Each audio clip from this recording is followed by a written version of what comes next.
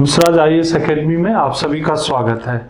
और आज हम लोग historical background of Indian constitution के अंतर्गत जो ये सीरीज हम लोग लगातार देख रहे हैं, इसके अंतर्गत हम लोग बात करेंगे इंडियन काउंसिल एक्ट 1892 के ऊपर। इंडियन काउंसिल एक्ट 1861 को हम लोगों ने विस्तृत रूप से देखा है। इससे पिछले वीडियो में हमने उसी टॉपिक पर पूरी चर्चा की है, तो अगर आपने उसे नहीं देखा है तो मैं आपसे रिक्वेस्ट करूंगा कि आप उस वीडियो को भी एक बार देखिए जरूर, क्योंकि ये सारे जो सीरीज हैं ये आपस में लिंक है, एक दूसरे से जुड़े हुए हैं, तो आपको समझने में मदद मिलेगी। तो मैं थोड़ा सा रिकॉल करने के लिए आपको पीछे ले जाता हूं। 1857 का रिवोल्ट एक बड़ी घटना थी भारत के अंदर। नंबर 2, 1858 में गवर्नमेंट ऑफ इंडिया एक्ट आया, जिसके द्वारा जो ईस्ट इंडिया कंपनी का जो पूरी की पूरी व्यवस्था थी उसे समाप्त कर दिया गया और भारत पूरी तरह से क्राउन के अंडर में आ गया। उसके ऊपर भी विस्तृत चर्चा की जा चुकी है। 1861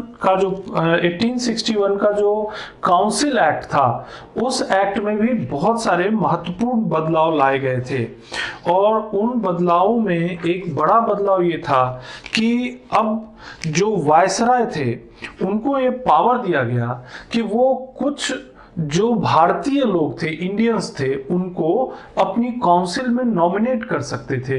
यानी ये एक प्रयास था नॉमिनेशन स्टार्ट करने का, या भारतीयों को जो नियम बनाने की, रूल्स बनाने की, या लेजिस्लेशन के प्रोसेस में भारतीयों को भागीदारी देने की। तो इस तरह से 1861 में जो प्रयास शुरू हुए वो धीरे धीरे आगे बढ़ने लगा। फिर इसी एक्ट में 1861 का जो आप एक्ट देखेंगे, मतलब काउंसिल एक्ट, उसमें आपको दिखेगा कि उसी में पोर्टफोलियो सिस्टम भी शुरू हुआ, यानी कि विभागीकरण, यानी विभाग बना करके और उनको काम सौंप करके जो काउंसिल के जो मेंबर होते थे उनको एग्जीक्यूटिव काउंसिल के जो मेंबर्स होते थे उनको विभाग दे दिया जाता था और उनसे काम, उनको जिम्मेदारी दे दी जाती थी और उनसे काम पूरा करवाया जाता था। तो ये प्रोसेस भी उसी समय शुरू हुआ।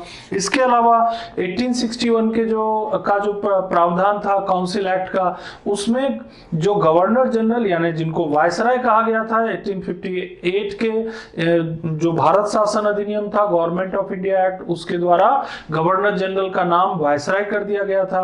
तो वायसराय को यह अधिकार दिया गया कि जरूरत पड़ने पर वो ऑर्डिनेंस यानी अध्यादेश भी जारी कर सकते थे।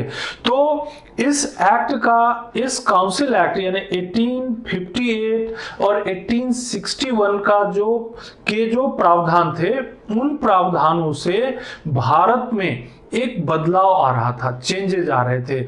जो सिविल सर्विसेज थे उसमें भी भारतीय लोगों को प्रवेश का मौका मिल रहा था।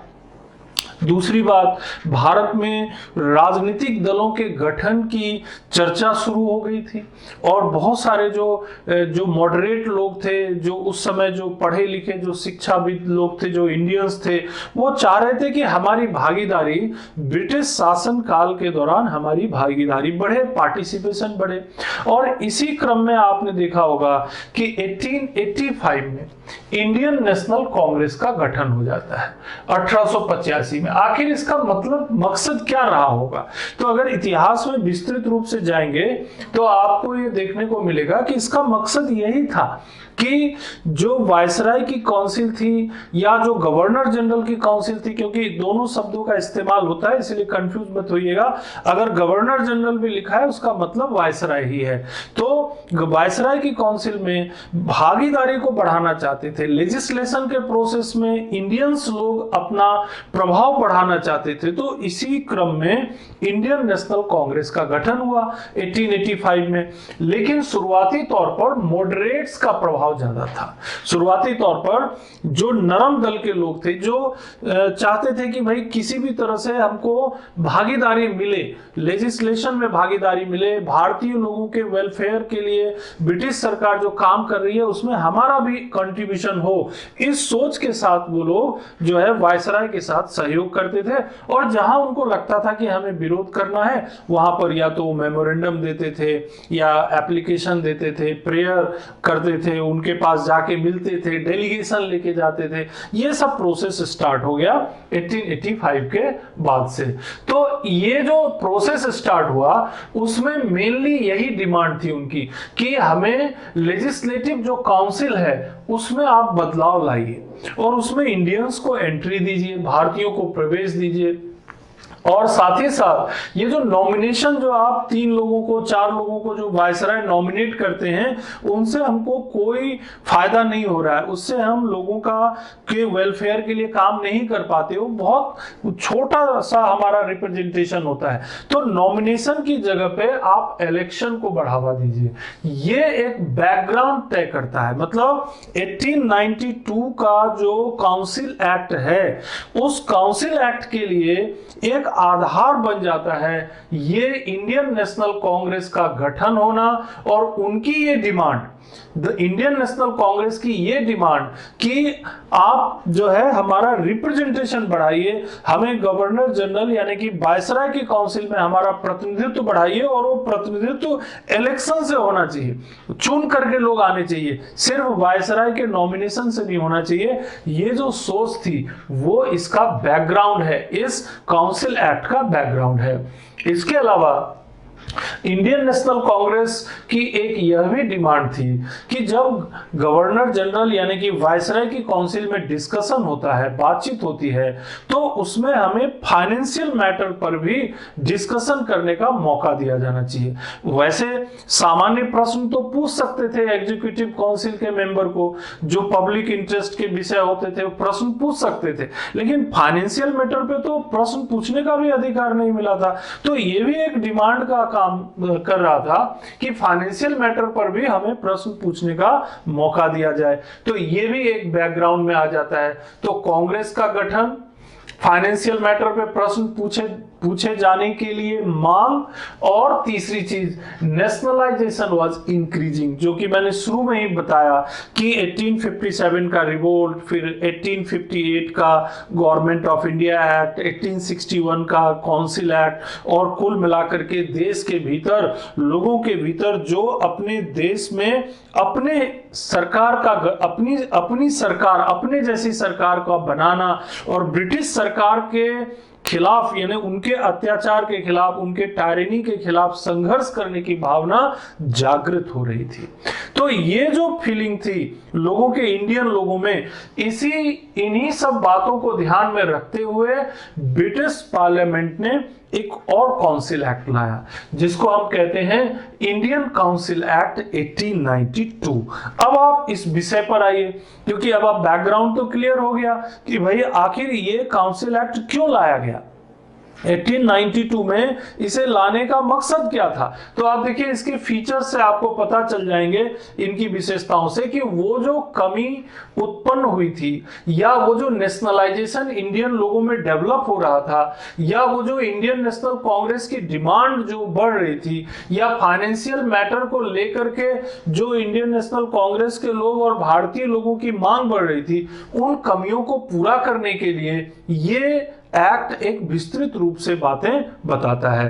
देखिए क्या कहता है, the members were given the right to ask questions on budget, यानी कि वायसराय की काउंसिल में अब बजट पर बहस की जा सकती थी, बजट पर प्रश्न पूछे जा सकते थे, ask questions on budget which was barred in 1861। इसीलिए मैंने यहां पर ये लिखा है कि 1861 में आप फाइनेंशियल मैटर पे प्रश्न नहीं पूछ सकते थे, जनरल क्वेश्चन पूछ सकते थे, जनरल क्वेश्चन मतलब सामान्य विषय पर, लेकिन फाइनेंशियल मैटर वायसराय के काउंसिल में कोई भी इंडियन मेंबर इस पे प्रश्न नहीं पूछ सकते। अब इसमें उन्होंने थोड़ा सा राइट दे दिया, बढ़ा दिया कि हाँ चलिए ठीक है, आप फाइनेंशियल मैटर पे पूछना चाहते हैं तो पूछ लीजिए। और साथ ही साथ उनको ये भी कहा कि आप पब्लिक इंटरेस्ट पर भी अगर प्रश्न पूछना चाहते हैं, यानी कि लोक हित के विषय पर, पब्लिक इंटरेस्ट के विषय पर, तो पूछिए, कोई दिक्कत नहीं है, आप पूछ सकते हैं, लेकिन जवाब देंगे या नहीं देंगे वो तो एग्जीक्यूटिव काउंसिल के ऊपर रहेगा। मतलब जवाब देना उनकी मजबूरी नहीं थी, लेकिन कम से कम इतना तो हुआ कि अब आप अगर जो भारतीय लोग जो नॉमिनेट होते थे उस काउंसिल में, उनको ये अधिकार मिला कि वो फाइनेंशियल मैटर पे क्वेश्चन पूछ सकें, उनको ये अधिकार मिला कि पब्लिक इंटरेस्ट में, जनता के हित में वो कुछ प्रश्न पूछ सकें। तो इस तरह से पब्लिक इंटरेस्ट का प्रश्न पूछा जाना ये एक उपलब्धि थी।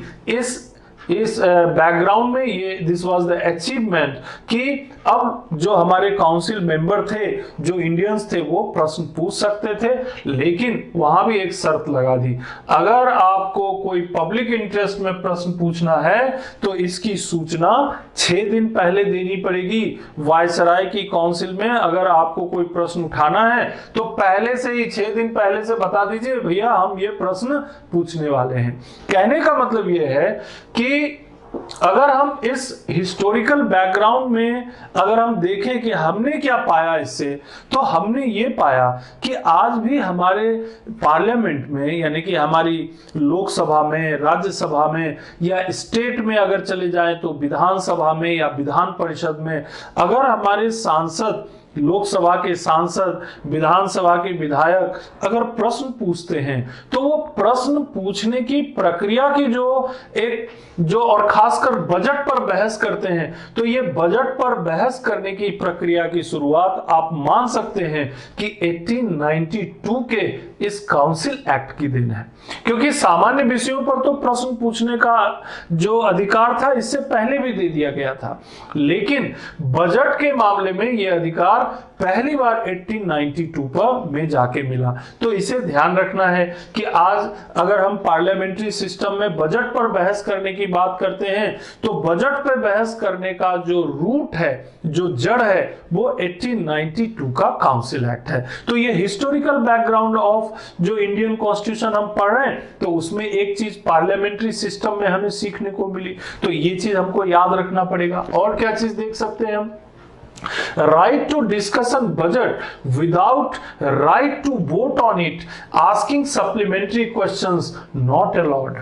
लेकिन देखिए अभी भी रेस्ट्रिक्शन लगा हुआ है कि बजट पे क्वेश्चन पूछना है, पूछिए। बजट पे जो काउंसिल में जो मेंबर होते थे, इंडियन नॉमिनेटेड मेंबर होते थे, उनको बोला गया आपको प्रश्न पूछना है, पूछिए बजट पे। लेकिन यह है कि आप जो है उस पर अगर बहस करने के बाद वोटिंग की नौबत आएगी तो वोटिंग का कोई अधिकार नहीं है और वोटिंग करने की जरूरत भी नहीं है। यानी कि right to discussion budget without right to vote on it, यानी कि उस पर वोटिंग का कोई प्रावधान इसमें नहीं रखा गया था। तो ये चीज यहां पर ध्यान रखने का है। लेकिन जैसा कि मैंने बताया, शुरुआत तो हुई, this was the beginning to discuss on budget. और देखिए asking supplementary question not allowed. अब आप किसी प्रश्न पर, जैसे आजकल होता है ना, जैसे जो हमारे जो मौखिक प्रश्न होते हैं, स्टार क्वेश्चन होते हैं, आज भी आप संसद में, लोकसभा में, राज्यसभा में या विधानसभाओं में प्रश्न काल होता है, क्वेश्चन आवर होता है। तो क्वेश्चन आवर में जो मौखिक प्रश्न पूछे जाते हैं, जो स्टार क्वेश्चन होते हैं, उन स्टार क्वेश्चन में क्या होता है, अगर जरूरत पड़ती है तो सप्लीमेंट्री क्वेश्चन, पूरक प्रश्न पूछे जा सकते हैं। अब यहां पर देखिए, लेकिन यहां पर वो बात नहीं है। ये कह रहे हैं कि आपको प्रश्न पूछना पूछिए, लेकिन सप्लीमेंट्री क्वेश्चन मत पूछिए, आप पूरक प्रश्न मत पूछिए। अगर आपके मन में कोई बात आ गई कि भाई मुझे और थोड़ा कुछ जानना है, तो जरूरी नहीं है कि वो जवाब जो है या पूछने का आपको अधिकार मिल पाए। तो supplementary question was not allowed. Budget पे डिस्कशन कर सकते हैं, बातचीत कर सकते हैं, but voting was not allowed. तो इस तरह से एक रेस्ट्रिक्शन के साथ जो वायसराय की काउंसिल थी उसमें बहस करने और बजट पर चर्चा करने का अधिकार मिला।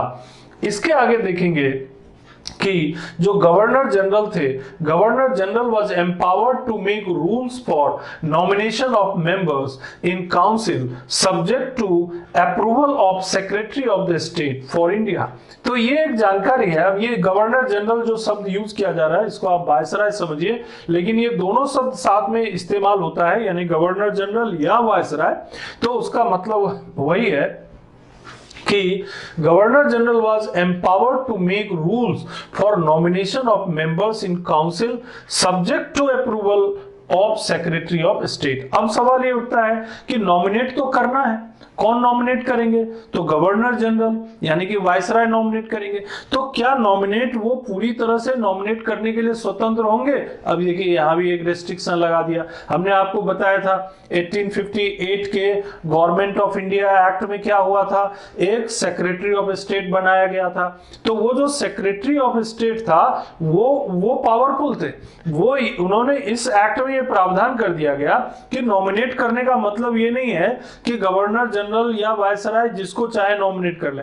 वो अप्रूवल आपको नॉमिनेट करने के अलावा आपको अप्रूवल लेना पड़ेगा secretary of state for India से, यानी भारत के राज्य सचिव से नॉमिनेशन के लिए आपको किसको, गवर्नर जनरल को या वायसराय को जो है परमिशन लेनी पड़ेगी। तो ये प्रावधान भी इसमें आया।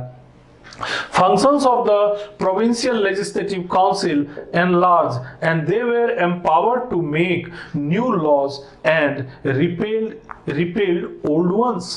यहां पर एक और बात आ गई कि इससे एक ये प्रावधान किया गया कि जो हमारे प्रोविंशियल काउंसिल थे, क्योंकि प्रोविंसेस भी बनना शुरू हो गए थे और प्रोविंसेस बनाने के राइट भी दे दिए थे, जो पिछला जो आप लोगों ने पढ़ा था काउंसिल एक्ट उसके माध्यम से।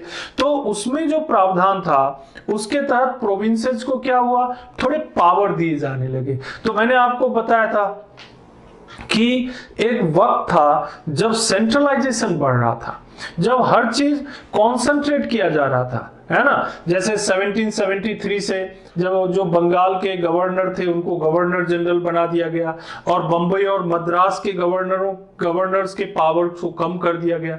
यही प्रोसेस चलता रहा और 1833 तक ये चला गया। 1833 में क्या हुआ, और ज्यादा सेंट्रलाइज कर दिया गया। जो बंगाल के गवर्नर जनरल ऑफ बंगाल थे उनको गवर्नर जनरल ऑफ इंडिया कर दिया गया और उनके पास सारे पावर कॉन्सेंट्रेट कर दिए गए। तो अब यहां पर देखिए चेंजेस शुरू हो जाता है। 1861 में क्या हुआ, प्रोविंसेस को पावर्स दिए जाने लगे, प्रोविंसेस को उनको काम करने का अधिकार दिया जाने लगा और 1892 में प्रोविंसेस के पावर्स को और ज्यादा बढ़ा दिया गया। उनको कहा गया कि आप चाहें तो जो पुराने रूल्स हैं, जो लॉज हैं, उनको रिपेल भी कर सकते हैं और चाहे तो कुछ नया कानून बना भी सकते हैं। तो ये जो डिसेंट्रलाइजेशन मैंने जो पिछले काउंसिल एक्ट 1861 वाले में बताया था, जिसमें ये बताया था कि इससे डिसेंट्रलाइजेशन को बढ़ावा मिला, उस डिसेंट्रलाइजेशन का प्रोग्रेस 1892 में भी होने लगा। ये आपको समझ में आ गया होगा कि this was the development of decentralization in during the British period in India। एक और महत्वपूर्ण बात, the act provided for additional member or non-official member in Central Legislative Council and provincial legislative council. ये एक बदलाव था। अब क्या हुआ, शुरू में ही हमने बताया था आपको कि कांग्रेस ने ये डिमांड रखी कि भाई आप जो प्रोविंशियल लेजिस्लेटिव काउंसिल हैं या सेंट्रल लेजिस्लेटिव काउंसिल है, जो वायसराय हैं, तो उनको जो सहयोग करने वाला जो काउंसिल है, उस काउंसिल में इंडियंस लोगों को अधिक से अधिक प्रवेश दिया जाए। More and more Indians should be nominated in that. तो वो डिमांड तो इलेक्ट करने की बात कह रहे थे, लेकिन इलेक्शन का सीधा जो है उन्होंने शुरुआत नहीं किया। लेकिन 1892 के इस काउंसिल एक्ट में ये व्यवस्था कर दी गई कि कुछ एडिशनल मेंबर, कुछ अतिरिक्त सदस्य जो है उसमें शामिल किए जा सकते थे। यानी जो काउंसिल थे, वायसराय की काउंसिल या प्रोविंसेस में प्रोविंशियल काउंसिल थे, उन प्रोविंशियल काउंसिल में सम एडिशनल मेंबर्स, कुछ अतिरिक्त सदस्य शामिल हो सकते थे। चूंकि वो सरकारी व्यक्ति नहीं होते थे, वो गवर्नमेंट के कोई कर्मचारी नहीं होते थे, वो कोई गवर्नर के व्यक्ति नहीं होते थे, वो तो मजबूरी में भारतीयों को संतुष्ट करने के लिए, इंडियंस को सेटिस्फाई करने के लिए कुछ नॉन ऑफिशियल मेंबर्स को नॉमिनेट कर देते थे। तो ये जो अधिकार है, ये अधिकार भी वायसराय को था।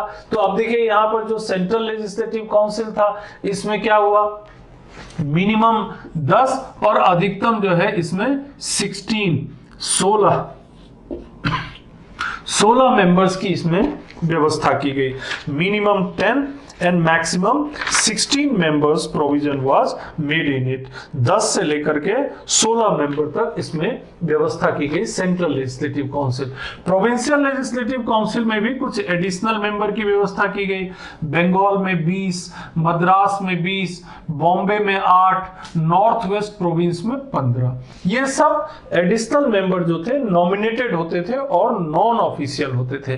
तो ये संख्या एकदम से याद आपको नहीं भी रहे तो प्रॉब्लम नहीं है, केवल ये समझने के लिए मैंने बताया कि किस तरह से इंडियंस को, भारतीयों को ब्रिटिश शासन काल के दौरान धीरे धीरे पॉलिटिकल सिस्टम में एंटर करने का मौका मिला और उसका फायदा हमें फ्रीडम मूवमेंट में जाकर मिला, क्योंकि हम उस तरह से इंडियन जो लोग थे, पहले तो इंडियन लोगों के व्यूज को समझना और फिर उसे उस काउंसिल में जाके रखना, और जो उनका काम करने का तौर तरीका था, सिस्टम ऑफ वर्किंग था, जो लॉ मेकिंग प्रोसेस था, वो भी हमें सीखने को मिल रहा था। तो इसका फायदा अल्टीमेटली जो है हमको मिला। और जब हम फ्रीडम मूवमेंट में थे हम लोग, जब राष्ट्रीय आंदोलन चला रहे थे, तो उस दौरान भी हमने ये सब जो अनुभव थे हमारे, ये जो सिस्टम का, लेजिस्लेटिव काउंसिल का, central legislative council, provincial legislative council, parliamentary system, ये सब का अनुभव हमने उपयोग में लाया और उसका उपयोग करके हम स्वतंत्रता आंदोलन में भी उपयोग में लाए, और जब संविधान बना रहे थे उस संविधान के फॉर्मेशन के दौरान भी उपयोग में लाए। अब हम लोग देखते हैं कि सेंट्रल लेजिस्लेटिव काउंसिल में तो आपने देख ही लिया, जो मेंबर्स थे नॉमिनेट किस तरह से किए जाते थे, कितने मेंबर्स थे नॉमिनेट करने के लिए। तो आपको ये बात पता चल गया कि एडिशनल मेंबर जो हैं ये नॉमिनेट किए जाने लगे, यानी इंडियंस लोगों की जो भागीदारी थी, पार्टिसिपेशन था, वो 1892 के काउंसिल एक्ट से बढ़ा।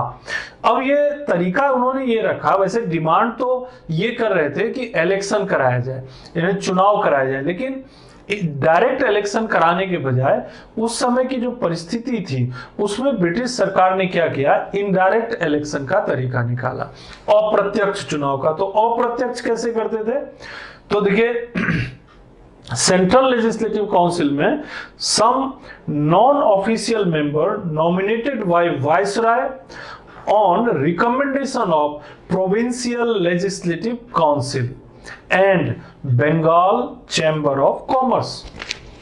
क्या कहा हमने, क्या होता था, एक सेंट्रल लेजिस्लेटिव, ये सीएलसी मतलब आप समझिए इसको central legislative council. Central legislative council मतलब जो वायसराय, जो पूरे देश के अंदर वायसराय जो होते थे, पूरे देश मतलब उस समय की जो ब्रिटिश गवर्नेंस थी उसके जो वायसराय होते थे, उनके सहयोग के लिए जो काउंसिल थी वही बनते बनते सेंट्रल लेजिस्लेटिव काउंसिल के नाम से जानी जाने लगी। इसमें क्या होता था, जो नॉन ऑफिशियल मेंबर को नॉमिनेट किया जाने लगा, और ये नॉमिनेट होते थे वायसराय के द्वारा। कौन नॉमिनेट करता था उनको, वायसराय नॉमिनेट करते थे। लेकिन अब उन्होंने एक तरीका निकाला कि इसके लिए जो है हम अपने मन से नॉमिनेट नहीं करेंगे, हमें चाहिए नॉमिनेशन के लिए नाम। तो नाम जो है, ये नाम आते थे प्रोविंशियल लेजिस्लेटिव काउंसिल। तो इसीलिए आप पीएलसी मतलब provincial legislative council, provincial legislative council है ना, और यानी प्रांतीय विधायिका समझिए, और ये हो गया सेंट्रल लेजिस्लेटिव काउंसिल मतलब केंद्रीय विधायिका समझिए। तो वो जो वायसराय जो नॉमिनेट करते थे वो नाम आते थे बंगाल प्रोविंस से, बॉम्बे प्रोविंस से, मद्रास प्रोविंस से और नॉर्थ वेस्टर्न प्रोविंस से, और एक मेंबर होते थे जो बंगाल चैम्बर ऑफ कॉमर्स से भी आते थे। तो इस तरह से सेंट्रल लेजिस्लेटिव काउंसिल में नॉमिनेशन के द्वारा इंडियंस लोगों को प्रवेश मिलने लगा, और साथ ही साथ प्रोविंसेस को ये राइट मिल गया कि प्रोविंसेस जो प्रोविंशियल जो हमारे जो प्रोविंसेस में जो लेजिस्लेटिव असेंबली थी, प्रोविंशियल लेजिस्लेटिव असेंबली, उनको ये मौका मिल गया कि वो भी एक मेंबर का नाम जो है वो भेज सकते थे वायसराय का नाम कि वायसराय के पास, और वायसराय उन्हें नॉमिनेट कर देते थे। तो इस तरह से अलग अलग प्रोविंसेस से लोग जो है वो सेंट्रल लेजिस्लेटिव काउंसिल में पहुंचने लगे। तो इसका पॉलिटिकल इंपैक्ट पड़ा, इसका राजनीतिक प्रभाव पड़ा। क्या राजनीतिक प्रभाव पड़ा होगा?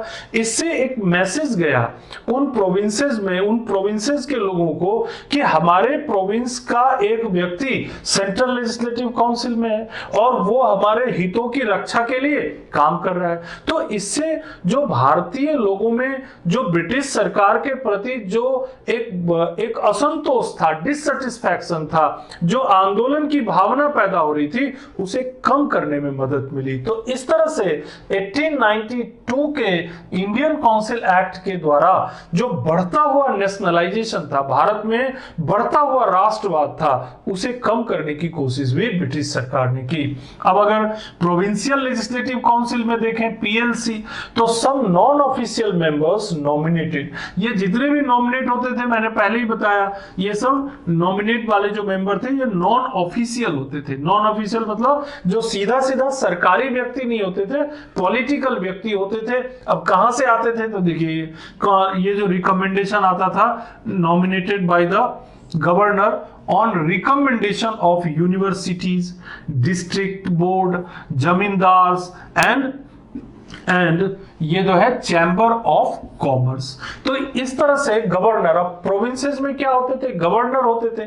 तो गवर्नर क्या करते थे कि बोलते थे कि ये जो व्यक्ति हैं, यानी डिस्ट्रिक्ट बोर्ड को बोलते थे कि आप हमें कुछ नाम बताइए। यूनिवर्सिटी जो होते थे उस समय, जहां एजुकेशनल इंस्टीट्यूशन, यूनिवर्सिटी, वहां से कुछ नाम मंगाते थे। जमींदार्स जो होते थे उनको भी कहा जाता था कि आप भी बताइए, और चैम्बर ऑफ कॉमर्स जो होता था उनको भी बोला जाता था कि आप भी बताइए। तो इस तरह से नॉमिनेशन की प्रोसेस जो है वो प्रोविंशियल लेजिस्लेटिव काउंसिल में होती थी, और प्रोविंशियल लेजिस्लेटिव काउंसिल में गवर्नर्स जो थे वो नाम लेकर के उन्हें नॉमिनेट कर देते थे। तो अब फिर देखिए, अब क्या हुआ कि जब उन प्रोविंसेस के लोग जब ये देखते थे कि हमारे लेजिस्लेटिव हमारे जो मेंबर्स हैं उनको भी कानून बनाने की प्रक्रिया में, लॉ मेकिंग प्रोसेस में हमारे कुछ लोग मौजूद हैं, जैसे कि यहां पर आपको मैंने नंबर्स भी बताए थे कि बंगाल में 20 मेंबर्स, मद्रास में 20 मेंबर्स, मद्रास में भी 20 मेंबर्स, बॉम्बे में 8 मेंबर्स, नॉर्थ वेस्ट प्रोविंस में 15 मेंबर्स। तो ये जो नॉमिनेटेड अनऑफिशियल मेंबर्स होते थे,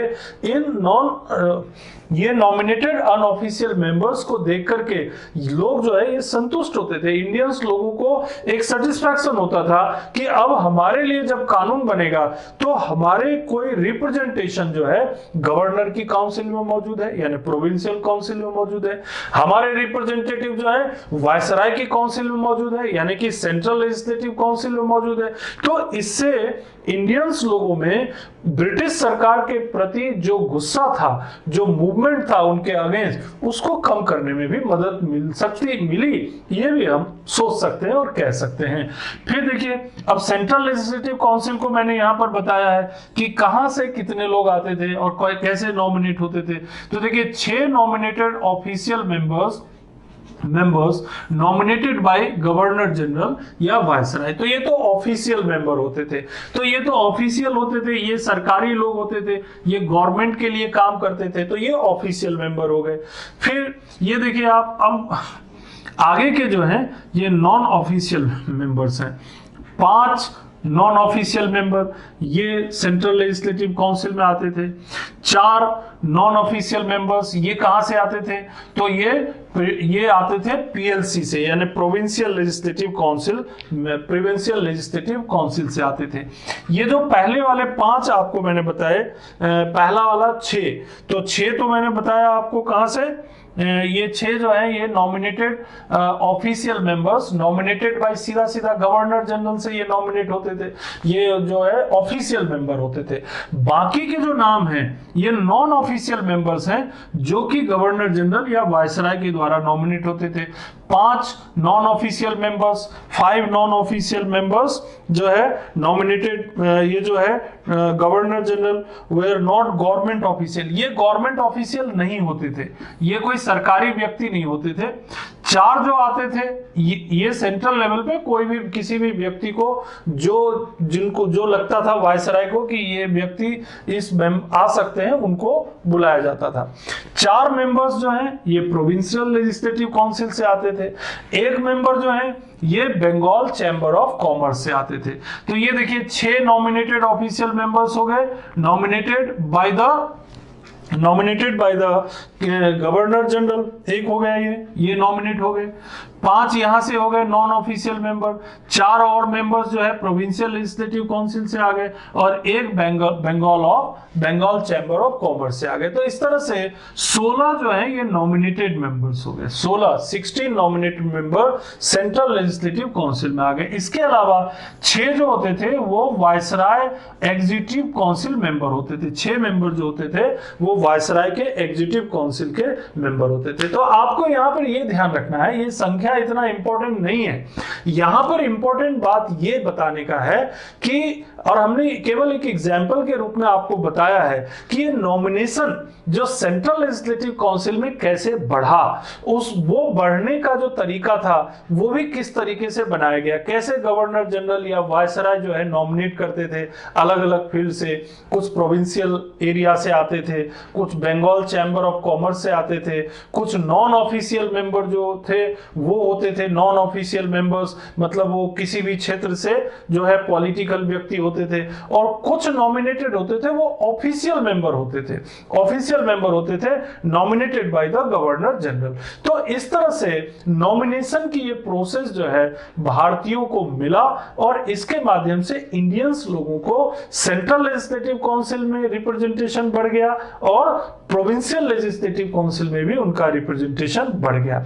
अब आप मेन बात यह है कि इन सब चीजों से हमको क्या मिला, What we found, एसेंस क्या है इसका? तो पहला एसेंस तो ये है कि फर्स्ट स्टेप टुवर्ड्स रिप्रेजेंटेटिव्स, मतलब ये रिप्रेजेंटेटिव फॉर्म ऑफ गवर्नमेंट, मतलब ये पहला कदम था जिसमें कि रिप्रेजेंटेटिव फॉर्म ऑफ गवर्नमेंट देखने को मिलता है। आज भी कई बार डिमांड होती है कि भाई हर एक जाति, हर एक समुदाय, हर एक धर्म, हर एक वर्ग के लोगों को प्रतिनिधित्व मिलना चाहिए, रिप्रेजेंटेशन मिलना चाहिए। तो ये क्या चीज दिखाई पड़ रहा है आपको? ये उस समय में 1892 के इस काउंसिल एक्ट में क्या व्यवस्था की, तो भारतीयों के अलग अलग क्षेत्रों से रिप्रेजेंटेशन का एक छोटा रूप, a small form of representation we can see here. तो आप यहां देख रहे हैं कि प्रोविंसेस से लोग आ रहे हैं, ऑफिशियल जो कुछ लोग थे उनको भी मौका मिल रहा है, लेकिन इंडियन लोग थे वो। इसके अलावा जो आप देख रहे हैं कि जो वाणिज्यिक क्षेत्र से यानी बंगाल चैम्बर ऑफ कॉमर्स है वहां से भी कुछ लोग आ रहे हैं। यानी कहने का मतलब ये है कि पहली बार प्रोविंशियल लेवल पर यानी प्रोविंशियल लेजिस्लेटिव काउंसिल में और सेंट्रल लेवल पर यानी कि सेंट्रल लेजिस्लेटिव काउंसिल में अलग अलग जो क्षेत्र के लोग थे, अलग अलग जो क्लास के लोग थे, उनको रिप्रेजेंटेशन मिलना शुरू हुआ। तो this was the first step towards representative form of government. और दूसरा एसेंस क्या मिलता है हमको, क्या फायदा मिलता है?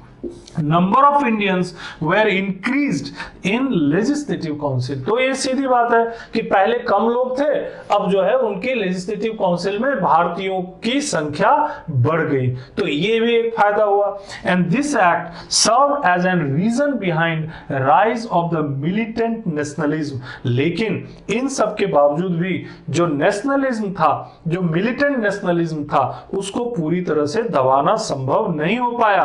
क्यों नहीं हो पाया?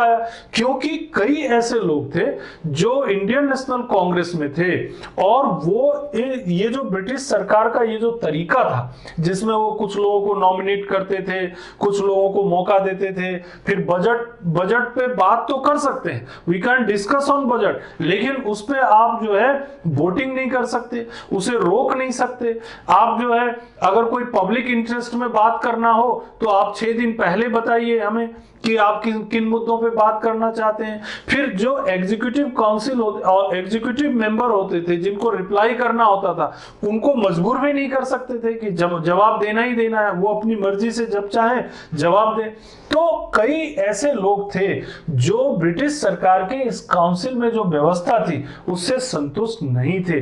तो मिलिटेंसी रुकी नहीं, बढ़ी। तो ये भी एक बात इससे निकल के आई कि this act serve as reason behind the rise of militant nationalism in India and dispute between moderate and extremism started, जिसके कारण मॉडरेट और एक्सट्रीमिज्म के बीच विवाद बढ़ गया, कम नहीं हुआ, बढ़ गया। क्यों? क्योंकि फिर देखेंगे आप ऐसे ही बढ़ते जाएंगे 1892 और फिर 1907 में जाएंगे तो क्या होता है, कांग्रेस का सूरत विभाजन हो जाता है। क्या होता है उसमें? तो मॉडरेट्स और एक्सट्रीमिस्ट दोनों अलग अलग हो जाते हैं, है ना, गरम दल और नरम दल के लोग अलग अलग हो जाते हैं। उसका ये जड़ जो है यही है। क्यों? क्योंकि ये कह रहे हैं, जो एक्सट्रीमिस्ट हैं वो कह रहे हैं कि इलेक्शन से लोगों को आप ऊपर लेके आओ, ये तो गवर्नर जनरल यानी कि वायसराय अपनी मर्जी से लोगों को चुन रहे हैं, प्रोविंशियल काउंसिल में भी लोग ऐसे ही पहुंच रहे हैं, ये जनता को इससे कोई फायदा नहीं हो रहा है। बजट मतलब जो वित्तीय मामले हैं उस पर भी हमारे इंडियंस लोगों का कोई कंट्रोल नहीं है। वो जो पैसा जो ब्रिटिश सरकार जो अर्न करती है वो भारत में खर्च करने के बजाय सारा पैसा ब्रिटेन चला जाता है, इससे हम संतुष्ट नहीं है। तो एक्सट्रीमिज्म जो है वो बढ़ा, जिसका परिणाम ये हुआ कि कांग्रेस के भीतर ही दो विभाजन हो गया, दो कांग्रेस का विभाजन हो गया। 1907 में जाते जाते डिवीजन हो गया। क्यों? क्योंकि इन सब चीजों से वो संतुष्ट नहीं थे।